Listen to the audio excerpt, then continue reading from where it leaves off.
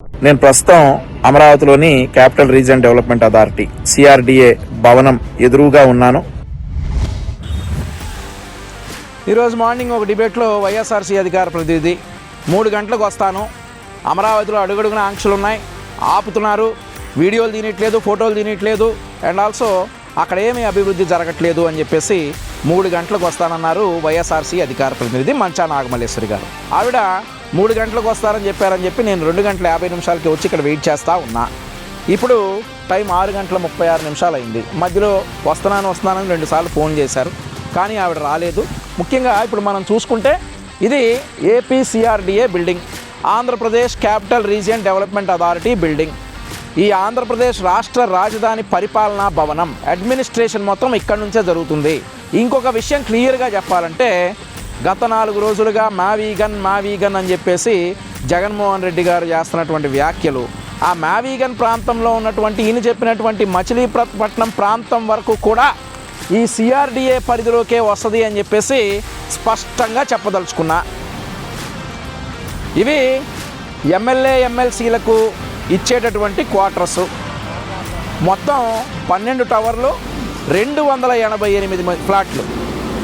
ఏదైతే మీరు ప్రభుత్వంలో ఉండగా వీటినన్నింటినీ గ్రాఫిక్స్ అంటే మేము చాలా సందర్భాల్లో చెప్పాం, వచ్చి దూకండి, దెబ్బలు తగిలితే గ్రాఫిక్స్ కాదు, దెబ్బలు తగలకపోతే గ్రాఫిక్స్ అని చాలా సందర్భాల్లో చెప్పినటువంటి ఎమ్మెల్యే ఎమ్మెల్సీ టవర్స్ ఇవే.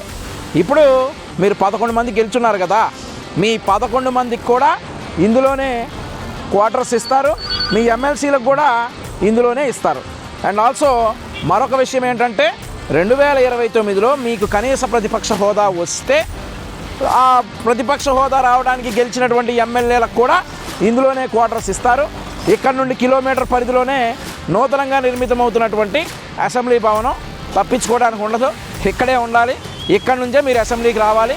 ఇకనైనా అలవాటు చేసుకొని ప్రజా సమస్యల మీద చర్చించడానికి అసెంబ్లీకి రావాలి. కాబట్టి ఇక్కడికి వచ్చి ఉండి మీ 11 మంది అసెంబ్లీకి రండి. టైం అయితే 8 అవుతుంది, 5 గంటలు నేను ఇక్కడ ఉన్నా. మల్లేశ్వరి గారు ఛాలెంజ్ చేసి కూడా 12 గంటలు అవుతుంది. ఇప్పుడు మల్లేశ్వరి గారికి ఏం చెప్తా ఉన్నానంటే, ఛాలెంజ్లు చేయటం కాదమ్మా, ఛాలెంజ్లు ఎవడైనా చేస్తాడు, కానీ వాటికి మనం ప్రూవ్ చేసుకోగలమా లేదా అనేది ఒకసారి చూడండి. మీరు ఎక్కడో కూర్చొని అమరావతి మీద విష ప్రచారం చేయడానికి మీ నాయకుడు చెప్పాడని, అది కూడా మీ నాయకుడు 3 రాజధానులు అంటే 3 రాజధానులు, అమరావతి అంటే అమరావతి, మావీగన్ అంటే మావీగన్, అదే ఆంధ్రజ్యోతి రాధాకృష్ణ గారు కూడా చెప్పింది. సో అలా కాకుండా వాస్తవాలను ప్రజలకు చెప్పండి. మీతోటి ఇవాళ మీకు వాస్తవంగా ఇక్కడ ఏం జరుగుతుందో చూపించడానికి ఈరోజు మిమ్మల్ని రమ్మన్నాం. 5 గంటలు నేను ఇక్కడ వెయిట్ చేశాను, మీరు రాలేదు. సో ఇది జరుగుతుంది అమరావతిలో. లైట్ ఫేడ్ అయింది కాబట్టి ఇంకా నేను చాలా చూపించలేకపోతా ఉన్నా. మరొకసారి మీకు ఆఫర్ ఇస్తూ ఉన్నా, మీరు ఎప్పుడైనా రండి. ఛాలెంజ్, అమరావతిలో జరుగుతున్నటువంటి అభివృద్ధిని నేను నాగమల్లేశ్వరి గారికే కాదు, వైఎస్ఆర్ కాంగ్రెస్ పార్టీ అధినేత జగన్మోహన్ రెడ్డి గారు వచ్చినా, ఆయన పార్టీ నుండి ఏ నాయకుడు వచ్చినా కానీ అమరావతిలో జరుగుతున్నటువంటి అభివృద్ధిని కళ్ళకు కట్టినట్లుగా లైవ్లో చూపించడానికి